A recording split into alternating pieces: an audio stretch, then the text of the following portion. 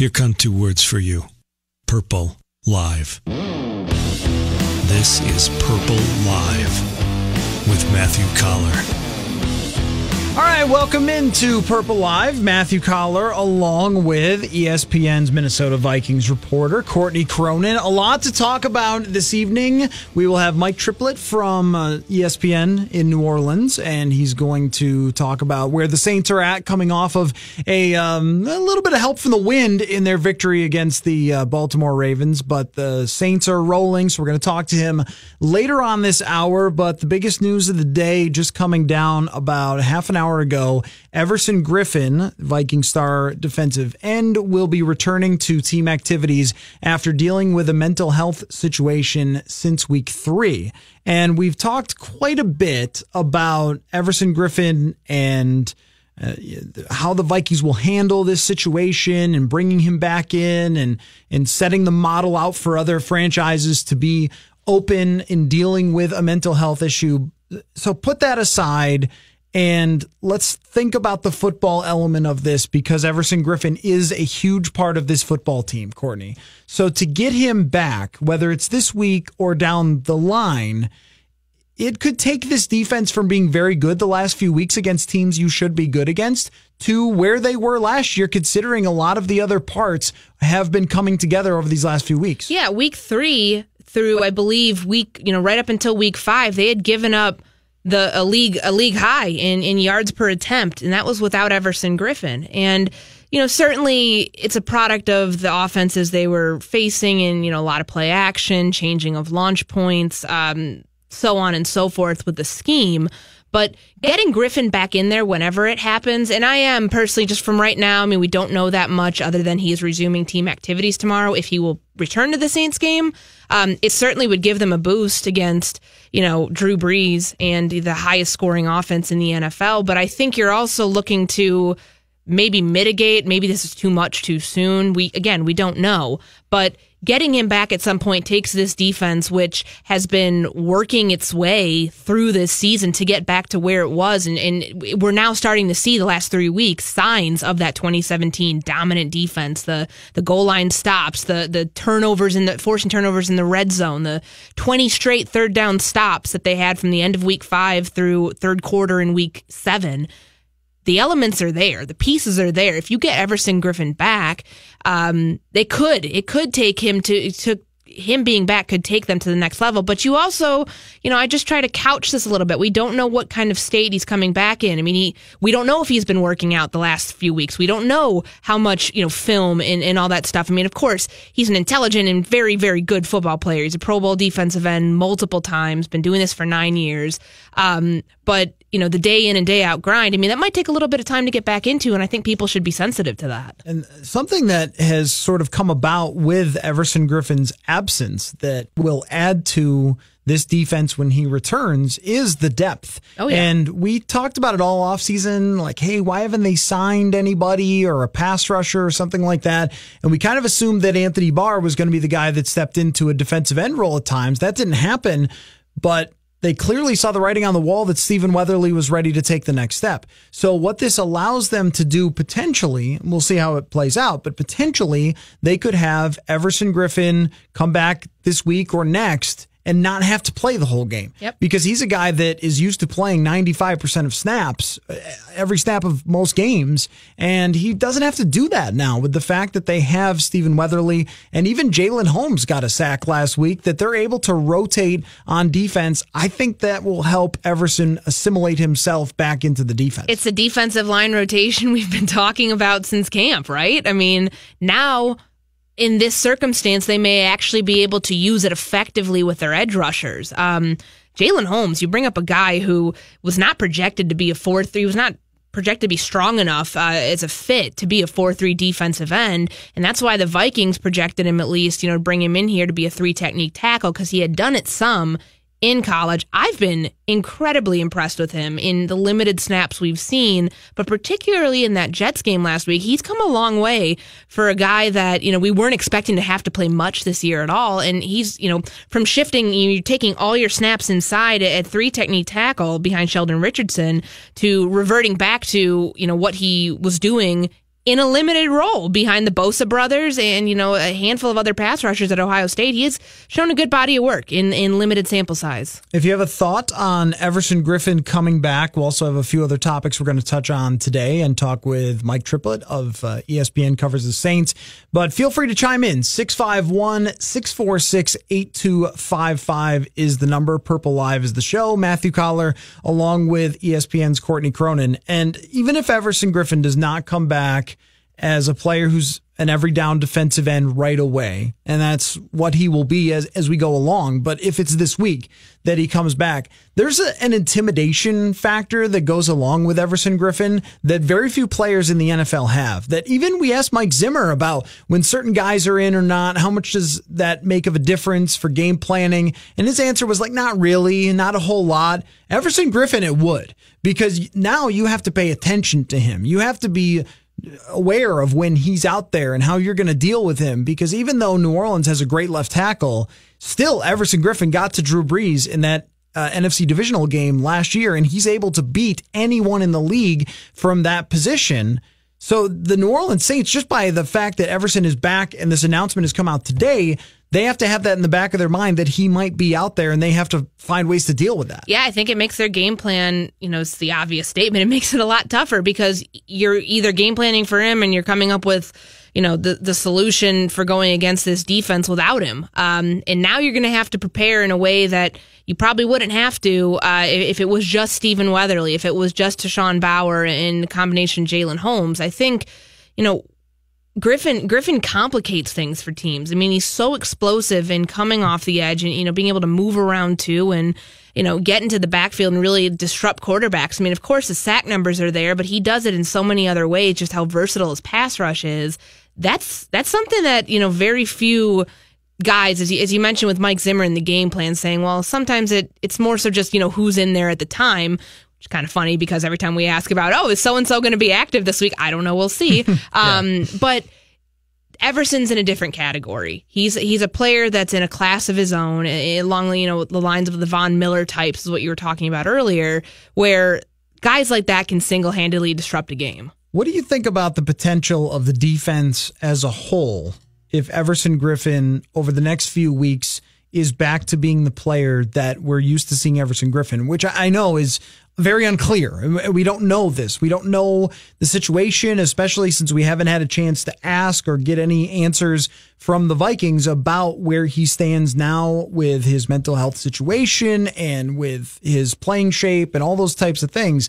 But to me, if you're talking about a defensive line with Griffen back to 100% and Danielle Hunter, who just seems unstoppable this year, with also the way Sheldon Richardson is playing, and that move has really paid off. If Linval Joseph is healthy, then they can go back to looking like they did in week one, where they pressured Jimmy Garoppolo something like 30 times in a single game. I think that they could do that on a weekly basis. And early on, we felt like, we're not sure if this defense is going to be as good as it was.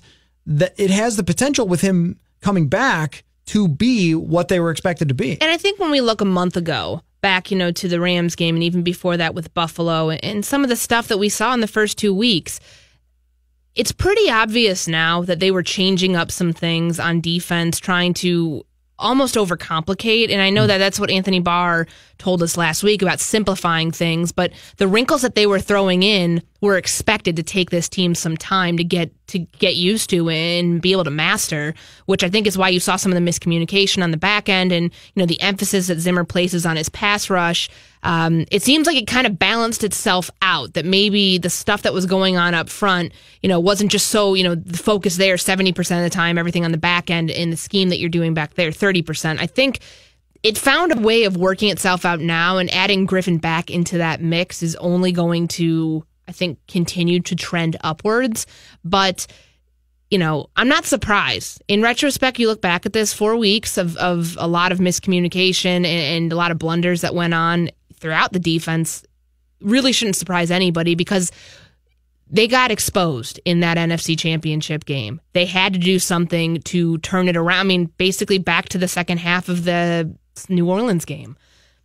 They had to do something to turn it around, and by doing so, they added a lot of layers in here that just took some time to get through. Okay, so if you missed it, the breaking news from the Vikings just within the hour, is that Everson Griffen is going to come back to team activities. The release does not make it clear when Everson Griffen could play again, so we're only left to speculate about that. We've got a few more things to talk about. Trades.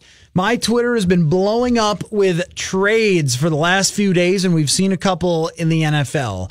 And trade ideas, should the Vikings even be in the conversation for that? Plus, we've also been getting tweets that told us we're a little bit negative on Kirk Cousins lately. I'm sorry. Yeah, and not all the tweets have been very polite about that. So I want to lay it out, how we view what Kirk Cousins has done so far, and then get some responses on whether that's negative or not, or if that's just the reality, or if Kirk Cousins is making Vikings fans nervous with the way he's playing. So feel free to give us a call, 651-646-8255, 651-646-8255. It's Purple Live with Matthew Coller and Courtney Cronin. And I don't know how anybody could watch these last two games and say, like, yeah, it's just ticking like a regular machine. Like, it really isn't. And some of their offensive statistics are concerning. They are. And I think that there's a lot of glass half full, or actually probably 3/4 full here. Just seeing what Adam Thielen has done, and that Kirk Cousins is a massive part of that. And yes, they did score 37 points on the road. Hats off to your defense for since you couldn't take advantage of what special teams gave you in terms of the field position game in the first half, at least you listened to your defense. You were able to get 2 field goals and a touchdown after 3 interceptions. But I think that there needs to be some sort of, chill pill taken by the Vikings fan base that, yes, Kirk Cousins is a very good quarterback. They spent $84 million for a reason, but there are noticeable gaffes in his game, and stats don't lie. He is the league leader in fumbles and fumbles lost since he became a starter in 2015. I know that that's a glaring statistic. A lot of people I've told that to are like, I didn't think that. Whoa, that's crazy, because this guy is pretty good with his anticipation for the most part. Obviously, the pass rush, we can talk about that.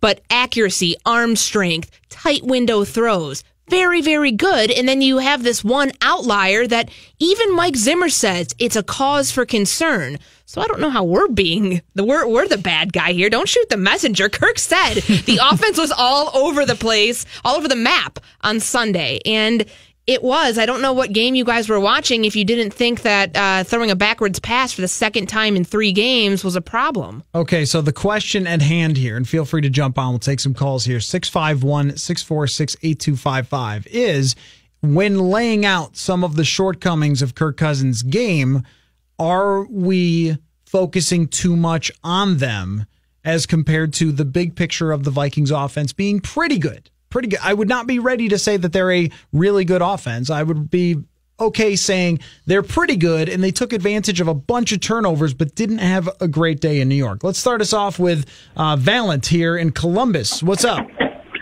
So I would say, I've been a Minnesota Vikings fan since 1998, 27 years old.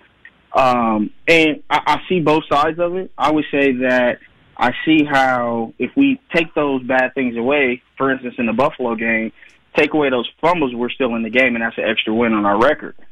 But in being a Minnesota Vikings fan since Dante Culpepper was the last time we had a stable quarterback, you have to take the good with the bad. And even that being said, yes, the offense is sporadic. A lot of that, I think, has to do with play calling. We need to consistently throw the ball down the field. But if the running game continues to pick up pace like it's been the last 2 weeks, then I think that, we're making a step in the right direction. I do think we have a very high-powered offense. And that I think that's just mental, those fumbles. You got to have that clock in your head. And I feel like he has to just work on that. But, compared to what we've had in the past years, I'll take this Kirk Cousins every week compared to the Christian Ponders and all Sam Bradford, great 1 week, hurt the next. So I like the way it's going. And then with Everson Griffen coming back to help that defense, to add on to that, the depth that Stephen Weatherly, I didn't think he was going to do what he's been doing. I think we're going to be in good position, especially this week coming against New Orleans. All right. Really appreciate the call. Your response? I think Valen had a good point that they have not had the stability, the long-term stability at quarterback since Dante Culpepper. I wrote something last week kind of based on, the pregame speeches and all of that, the signs of leadership that Cousins is showing is something they have not had in more than a decade. You can say what you want about Brett Favre. He was here for 2 seasons, was freaking out about training camp and retiring, didn't show up in 2010. That's not, he never was here long enough to establish that. So I think, to his point, it's a different look and different feel in this offense, knowing that you probably have your franchise quarterback, but there's still concerns and still noticeable errors. I mean, he talks about the mental errors. When you're looking down at the pass rush, or you can't sense on back-to-back plays that I'm pulling up in my head right now against the Cardinals, when, pressure's coming off the left edge and you can't sense it and you get sacked both times, one of them results in a strip sack for a fumble recovery return for a touchdown, that's a problem. And I just, you don't sugarcoat things here. I mean, yes, they won the last 2 games, and they should have. I mean, it's the Cardinals' worst team in football, and a Jets team that's got a rookie quarterback that your defense should dominate, which they did. But Cousins, to the narrative that Cousins outlasted Sam Darnold and did all these things better than Sam Darnold, he wasn't 11 of 33 for the last 3 quarters, but he still had a lot of issues there on the road. Yeah, I understand the point that if you've been a Vikings fan for as long as the caller, that you look at this and have stability and know your quarterback is a good NFL player, that you feel like, okay, this is the guy that we have to support and buy into because he's the best one that's come along in a very long time. Plus, he signs an $84 million contract, and he's going to be the quarterback for 3 years. Yeah. There's no question about it. Like, there is no debate over, hey, is he the future? Is he not? No. He is. He's the least for 3 years and maybe longer than that. So then it's hard, I think, for people to criticize him, knowing he is the guy and he's a lot better than many of the other quarterbacks they've had along the way. I look at it more micro than macro. I look at it as, is this going to be, some of these problems, are they going to be something that undoes the Vikings long term? Are these the reasons why Washington didn't sign on? Or are these things that can be corrected? And we could play a little game with some of the different things. But let's go to Jimmy in Phoenix. What's up, Jimmy? Hey, guys. Courtney, I love hearing you on the dial. You do a great job. Matthew, I'm not sure about you yet, but I'm trying. Anyway. I'm trying, Jimmy. Keep on trying there. For a rookie, you're not doing too bad, but hey. He's got a lot more experience than I do, Jimmy. Well, you would never know that by listening. But anyway. All right, make your point. Stop insulting me and make your point, Jimmy. You got it. No, it's all good. The fumbles with Cousins, Russell Wilson fumbles a lot too. I realize he's more mobile, but he's also pretty high on the fumble list. But it's more the judgment that I'm concerned about. That should have been a safety. Mm-hmm. In the last game. I don't know why they didn't challenge that. I think that might have been a safety. The pass backwards. Sometimes he taken a couple sacks when he could have, should have got rid of the ball a little quicker, just to throw it away. It's the judgment that I'm a little concerned about, but he is an upgrade from Case Keenum. There's no question about that. I don't think if anyone who questions that is smoking something. But I would say that the judgment, I think, is something that I'm not sure you can teach it. I'm not sure you can't. Be interested in hearing your opinion on that. Is that something he can grow from? Can he become maybe a top 8 quarterback? Would that be his upside? Okay, you really recovered on that phone call, Jimmy. Thank you. We will answer your question here. Okay, I'm going to go through a few things that have been concerning from Kirk Cousins, and you tell me whether you think they are correctable or not. Okay. And start with the fumbles. The fumbles, where are we talking about with the fumbles, though? Well, we're talking about when he doesn't sense the pressure and Chandler Jones just comes around the corner and strip sacks him, or Jerry Hughes, or... Yes. Who was, I don't even remember the guy's name from Los Angeles now, but Franklin Myers, the rookie. Yes, right. So guys coming around the edge, not sensing that type of pressure and not really having great ball security, even when he has stepped up, not getting the ball tucked and going down, but just kind of still trying to make that throw, hanging on to it a little too long. And that goes along with running backward into the end zone almost for a safety, as Jimmy brought up. is that something that they can work around, or is that just always going to be a problem? It's tough to do that type of situational football in season because during practice, you only see the pass rush so many times and you're working on timing, things like that. Sensing pressure, I think, is an innate thing. I'm sorry. It's been something. I remember going back to watching that is it Michael Franklin Myers? Something Franklin Myers. Jonathan Franklin Myers. Yeah. Troy Aikman said this has been something that he's been knocked for his entire career. And that was 3 years ago, or 4 years ago now that he became a starting quarterback. So I think it is something that you can mitigate in a number of ways. And this is what I wrote in an article last week. When Kirk is saying on that play in Los Angeles, because it's the one that, he's really went into detail about why it happened. If you're 9.5 yards deep out of the shotgun, your tackle has no chance. Riley Reif did his job, held Franklin Myers as long as he could. You have no chance. That's for a hard play action. 9.5 deep out of the gun is a little much. So move up. Be 8.5. And it's kind of that discrepancy we heard from both Kirk and John DeFilippo on back-to-back days where Flip said, oh, no, 7.5 is kind of the happy medium, at least out of the shotgun, because you got to give your offensive line, especially one that the Vikings that has had a good 2-3 weeks, but it struggled. You got to give them a chance here. And it's, by not dropping back as deep, I think that's one way to solve it. So I know but the fumbles are all over the board. That's one way. If you eliminate 2 or 3 fumbles that happen, that could be 2 or 3 games. The margin of error is so small in the NFL for good teams. That is one way to do it. And whether it's going to be an issue or not is hard to predict because the fumble bounces, you never know, right? Mm-hmm. Which ones are going to be lost and which one aren't. And he is not the only quarterback to fumble, but I think what he does is, so Bridgewater used to climb the pocket. It was kind of like a classic, gallop up in the pocket, let the rush go around him when Matt Khalil and TJ Clemmings were struggling. And what we saw from Case Keenum a lot of times, because he was shorter, is he would escape outside. So pressure would come and he'd go outside around the defensive tackle and keep his eyes downfield. I don't think Cousins does either. I think he just stays in one spot. He gets set and he stays there and he anchors down. And I think it's leading to some of the knockdown passes.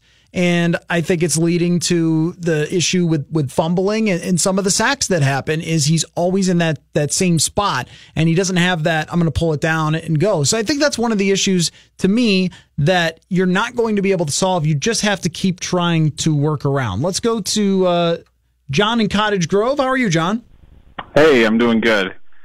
I actually wanted to focus on the offense from the big picture side. I know that you've pumped the brakes on Kirk a little bit, and I think that's totally justified. He's made some boneheaded plays over the last few games. I think I'll always wonder what it would be like if they would have kept Teddy around. Loved him.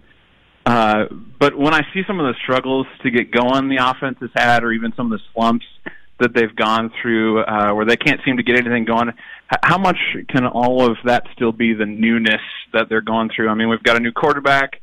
We got a new offensive coordinator. Flip is still learning who he is as a coordinator. He seems to love the pass, and in my opinion, maybe needs to figure out the run a little bit more. How much do you think all that's still factoring into the offensive inconsistencies, some of Kirk's boneheaded plays aside? Hey, John, that's a great call and a great question. So I just watched the tape back today, and I was thinking the same thing. Is there are a couple plays where they run slant patterns where the throw is just not perfectly on time and the guy's open. It's Thielen in the end zone open. It's Diggs on a slant on a third down and there's space to run and this throw is just not quite there. And I wondered, even though the numbers are great for Thielen and Diggs, it's gone through my mind of, are they not just perfectly yet in stride? And is also, John DeFilippo not making up for that or just saying, hey, we're going to do this anyway and you guys will get it.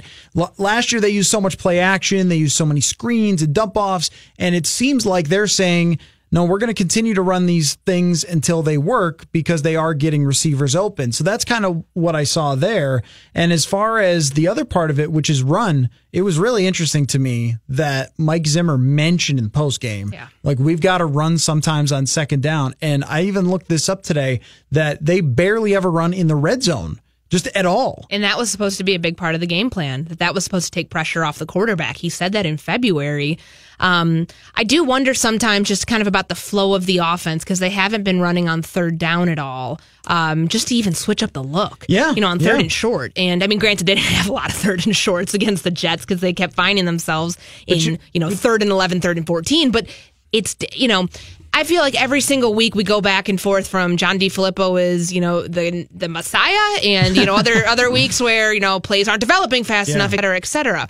I think it's still kind of the flow of figuring this whole thing out. Yeah, and I think that the big picture answer to John's question is yes, that this is still a thing that's being figured out, a work in progress. I would have liked to have seen, with as deep as the Jets were playing their zones, I would have liked to have seen a screen pass on 3rd and 11 or something like that, or a delay handoff, or like something that you see every once in a while catches a team off guard because they're dropping everybody back. And there was none of that. And all the Jets did was just put 2 guys on Thielen, 2 guys on Diggs, every single 3rd and long, and the same result kept happening. So making an adjustment there within the game, I think, is going to be important for DeFilippo, and he's still learning that job, unlike Shermer, who's had that job a bunch of times. So let's take a break, and we're going to talk to ESPN's Mike Triplett, who covers the New Orleans Saints, take the temperature of the Saints after a close win over Baltimore and what they are expecting from the Vikings when they come here on Sunday. It's Purple Live.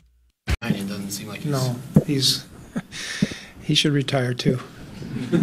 All right, welcome back to Purple Live. Matthew Coller along with ESPN's Courtney Cronin, and joining us now on the phone, ESPN NFL Nation reporter Mike Triplett. He covers the New Orleans Saints. Mike, how are you tonight?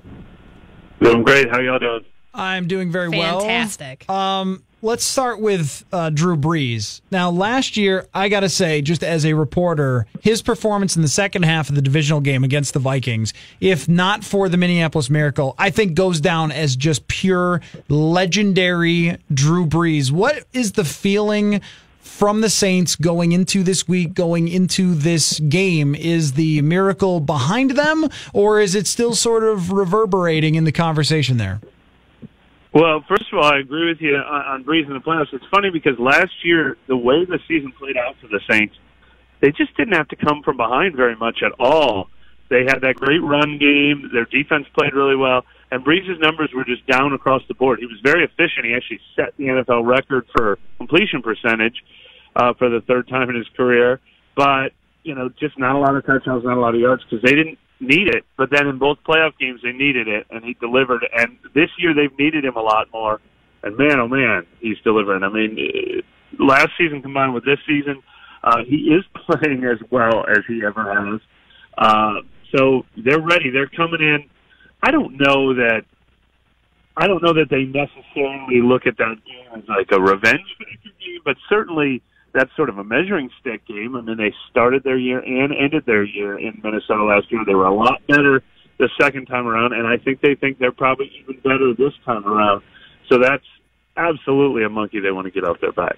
News broke a little bit ago, or actually earlier this afternoon, about the addition of Eli Apple from the Giants after a tenuous career there. Nice change of scenery for the former Giants cornerback. Mike, what does he add to this defense? I mean, is it kind of can it not be really a sure bet right now that it's going to be that big of an upgrade to the pass defense, just given some of those struggles that he did have in New York? Well, the Saints have been struggling at cornerback this year, but that shouldn't be a problem this week. You guys don't have any receivers to worry about, right? Just a couple. No, look, it's a gamble that they felt is worth taking because I think the Saints really see a window here. Now, the Rams are obviously the team to beat in the NFL right now, but a lot of the other top contenders in the NFC have struggled, including obviously the Vikings, the Packers, the Eagles, quite a bit. Drew Brees is playing so well. They've got this young, cheap talent that they're not going to be able to afford to keep forever. So they are definitely behaving like a team that is trying everything right now. And I think they even kicked the tires on Patrick Peterson that you would have probably cost a couple of first rounders on the contract for a couple of years. So it's probably the best you can do when you want to try to add someone in October. And they only gave up a 4th and a 7th. So if it doesn't work out, they'll be okay.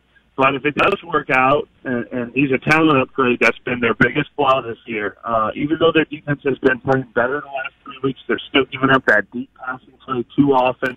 They've given up the most pass plays of 42-plus yards in the NFL. They're tied for number one. Their quarterback ratings from opponents is the second best in the NFL, or second worst, if you want to put it that way. That big plays has been killing them, and they just need more stability. And he's kind of a physical man corner. They like to play that so they can blitz. So it's definitely a gamble, but I think a little bit of a low-risk, high-reward gamble. Mike, I think that it's actually a ploy from New Orleans to not have to go to the draft. It's just like, we'll just trade every pick, and then we can just take that month off.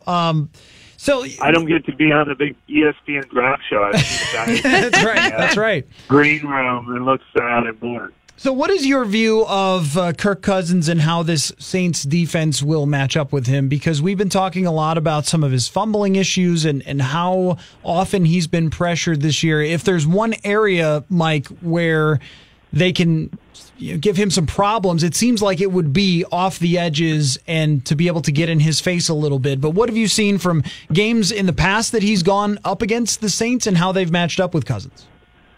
Yeah, I think that's an area where the Saints defense definitely has room to improve.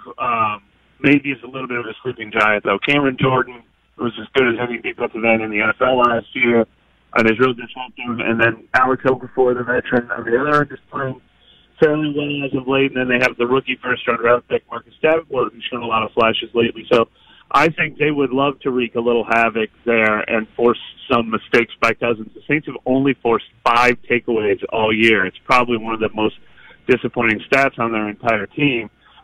So I think that'll probably be a big point of emphasis. Now, the Saints have the number one run defense in the NFL right now, but I think it's a little bit of a misnomer because quarterbacks have just had so much success flinging it against them that they haven't had to run against the Saints. They've been able to throw. So you always say stop the run first and force them to pass. I think they'd like to give Cousins a little bit of trouble and just make sure he can't just sit back there in the pocket and pick them apart.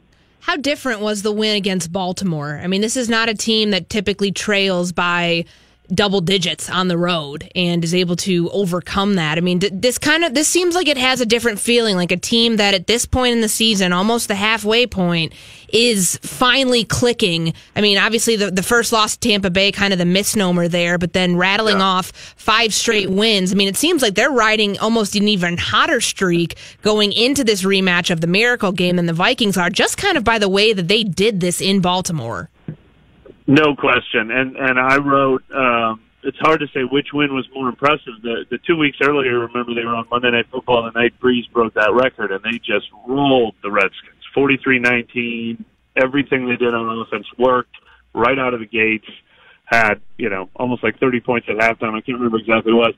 But Baltimore, they had to work for it. They had 7 points at the end of the third quarter. And they had to be methodical and patient and physical, and they went for it on 4th down 5 times and converted 4 fourth downs. But they knew that's the kind of game they had to play, and their ability to come back from 10 points down the fourth quarter. You say it's rare. It's extremely rare.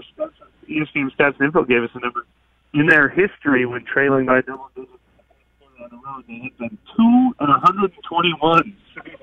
That was an incredibly impressive win, and you're absolutely right. You combine the 5-game win streak with the last 2 wins in particular, they're as hot as any team outside of Los Angeles in the NFL right now. Mike Triplett from ESPN, NFL Nation reporter, covers the New Orleans Saints. Last thing for you, Mike, just the coaching matchup here.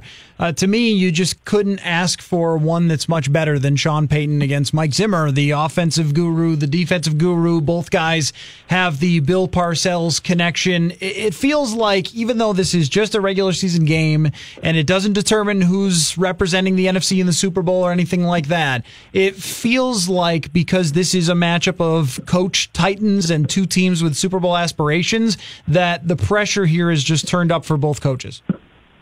Well, and there's no question. And because I was saying earlier that so many of the NFC contenders have dropped off, I mean, as slow a start as Minnesota got off to, I mean, you almost probably put them 3rd in the NFC quote-unquote power rankings right now, behind only the Rams and Saints. I mean, these are 2 teams.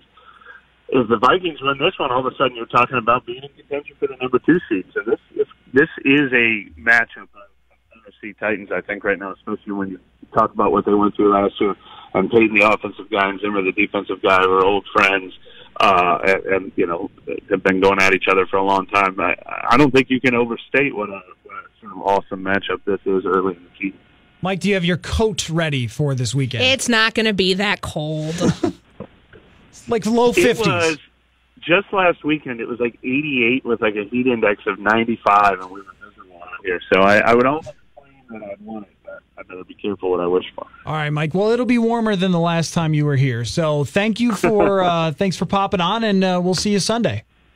All right, thank y'all. Thanks, Mike. That is Mike Triplett. He covers the New Orleans Saints for ESPN. Let's take a quick break here on Purple Live. Matthew Coller, Courtney Cronin. And when we come back, we've gotten a lot of tweets about trades. And I want to know your opinion, Courtney, of whether the Minnesota Vikings will/should make any moves as we get closer to the deadline. Highly doubtful. Mm-hmm. I think cap space is a huge part of that. I know Patrick Peterson would make some fans salivate to know that he's in your defensive backfield. I just don't see it working given the numbers and given what Arizona's going to want Rick Spielman to give up, which is a first-rounder in 2019 and probably more. I don't think, you could get Peterson here, somehow work the numbers, and you'd have 2 years left on his contract. That's pretty dope. But I don't think it's going to happen. As far as trade candidates, the Vikings haven't been active at the deadline in a very long time. I honestly can't rattle one off the top of my head the last time that there was a significant trade at the deadline. Anthony Barr, Mackenzie Alexander, if you asked me week 2, maybe. Yeah. But right now, in Laquan Treadwell, Aldrick Robinson has carved himself a role out in this offense. He's the stretch the field vertical threat that they've been looking to just give somebody that niche role for a while. Treadwell also has a role. I think that's very fair to say that this season he is fully embracing that role, that he's not going to get much of the target share. But if he was he'd probably be, if I ever had to pick, which I did actually for an assignment that's up that I have on ESPN.com right now. If I had to pick, that's the name I would throw out there, but that is like a 99% chance not going to happen. I also think that the recent improvement of the Vikings offensive line would mean that it's unlikely that they decide to go out and add an offensive lineman. I also think that's really, really tough for any lineman to just show up. Hey, just show up and learn the offense. This is why there aren't that many trades in the middle of the season in the NFL. It's not like basketball where it's like, well, okay, every team's got their system, but you can figure it out. LeBron or whoever gets, like you can figure it out. But when it comes to the NFL, it's a huge process for we saw how long it took George Iloka to get on the field. Aldrick Robinson has been very limited for a guy that they acquired. So it's a really tough thing. And with $800,000 in cap room, it's just very hard to see them being able to move around enough money or restructure enough people to add a significant player. They still, though, depending on Xavier Rhodes' status, could add a cornerback potentially, but even that's tough. Even last year, we didn't see much of Tremaine Brock after they traded for him because it's not a simple system to just drop into. So I don't see a whole lot of trade movement either. I think what you have is what you got. So, Manny, what are we looking forward to for this week? Your 3 questions for us for the next, what do we got here? 6 days leading up to Norton. 6 days? Yes, 6 days. I definitively have decided it is 6 days. Okay. We'll roll with 6 days. All right. So a question for both of you. Of the players who could potentially miss the game this Sunday, if you could only guarantee that 2 would be able to play on Sunday, which 2 would they be? I would guess Anthony Barr and Andrew Sendejo. Is that the guess or which ones that they need the most? That's my guess as to who would play. Who do they need the most? Right, yeah, that's more Linval Joseph to stop that run. The Vikings last year were one of the best teams to stop, these pass-catching running backs. And that's a dynamic that they bring with, Kamara specifically. So I would say Linval Joseph, and you need Xavier Rhodes, but I just don't think it's going to happen. I saw him walk off that field with that ankle. That did not look good. Xavier Rhodes against Michael Thomas and Delvin Cook for who they need the most, and also who could come back. If you're talking about a big game where they really need him back in action, it seems like he's had setbacks here, but their offense is missing him. I think in a lot of different ways. And one is that they just don't run any screens to running backs, which I think that they still should. And I'm surprised it's not part of the offense. But Delvin Cook, you can do that all the time. What else you got? Which Saints offensive weapon, I mean, excluding Drew Brees, because, I mean, he's fantastic, obviously, but which Saints offensive weapon is the most important to at least slow down, if not shut down on Sunday? I think Kamara. I think that we saw him have a field day. I mean, look at what he did week 1 against the Vikings last year, and then watch how that translated to week 18, week 19, fine, end of the divisional champion, divisional playoffs. He's dynamic. I mean, the dual threat that they have, the 1-2 punch out of the backfield, I think is one of the most difficult in the NFL, and a major reason why Breeze is able to be so effective at, the short passing game. And, I'm sure you're going to say Michael Thomas, but there's so many different playmakers there, but I'll go with the running backs. Thanks, Ruiner. Yeah, sorry. Michael Thomas, especially if Xavier Rhodes is out, is a hell of a matchup for whoever has to go up against him. There are only a couple of receivers you would say in the NFL that you would take before Adam Thielen, and Michael Thomas might be one. Well, they could have taken him instead of Laquan Treadwell. I don't remember anything about that. And I don't think any Vikings fan has ever brought that up before, so you're probably the first one. I like to be a pioneer. The other one is Mark Ingram. And if they don't have Linval Joseph, teams have not run against this Vikings defense very often, except for Todd Gurley in Los Angeles, and they went bananas when they were able to run against the Vikings and use all the play action. If they can run with Ingram, that would be a huge problem for the Vikings defense. All right, last one. How many points will it take for the Vikings to get a win on Sunday night? What do you think? I know what I want to say, just for the sake of my brand, but I won't. I will say 38. 38 to win? Wow. Mm-hmm. So you really think that Breeze is going to light him up? It's the highest scoring offense in the NFL, yes. I think it's going to be another shootout. I don't think we're going to have any blocked punts at the hand of a long snapper snafu, but I think that the field position game is massive here. Go back and watch what happened with Breeze picking apart cornerbacks in the second half of that game last year. I think this is going to be just like the Rams game in that fashion. And it's not a knock on the defense. I just think it's Drew Brees. Like, it's just different. Mm-hmm. And he's playing about as well as he's ever played. Yeah, I don't think this is going to be a low scoring game like a 6-9 type of field goal game, Courtney. But no, I want to say like 31. I think you got to get to the 30 point, and you can against this New Orleans defense. Last year, I think their defense was better than it is right now. And imagine look where it started last year. It started in the tank. And that would concern you because they did fix it last year. So are they in the process of fixing it now? But even Joe Flacco was able to move the ball against them.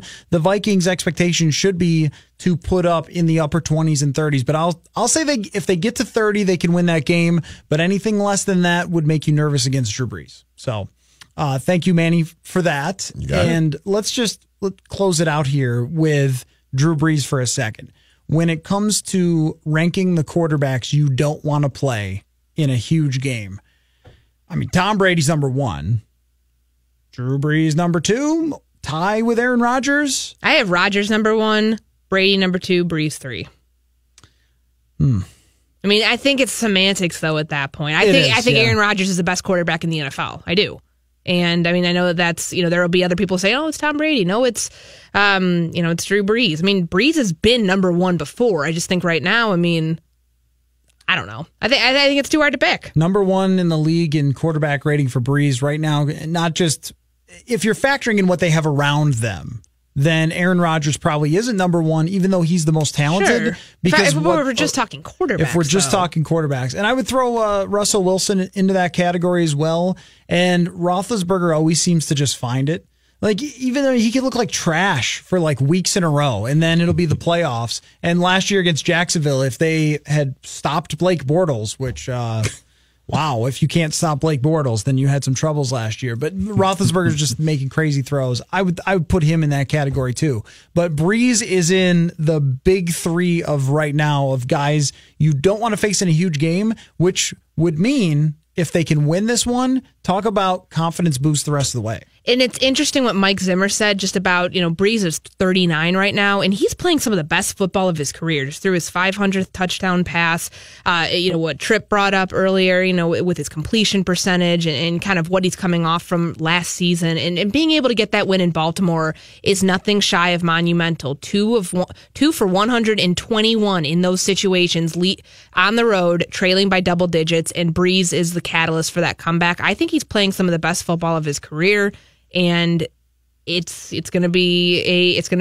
are in for the long haul on Sunday night. Wow. Yeah. You're the one who said 6 days from now. 6 days from now, Saturday night. Okay, so 2 days from now on Thursday, Yes. you and I will be at Lucky's 13 in Roseville at 5:30 doing another version of this, the Purple Podcast. If you want to stop by, meet Courtney, get an autograph, say hello, you are very free to do that. It's 5:30, Lucky's 13 in Roseville. Also, wherever you get your podcasts, whether it's the Purple Little Podcast app on your phone or somewhere else, Purple Podcast, that is us. We do this all the time. Also, Sage Rosenfels comes by and a number of other guests. All Vikings talk all the time. So thank you for listening to Purple Live, and we'll catch you next time.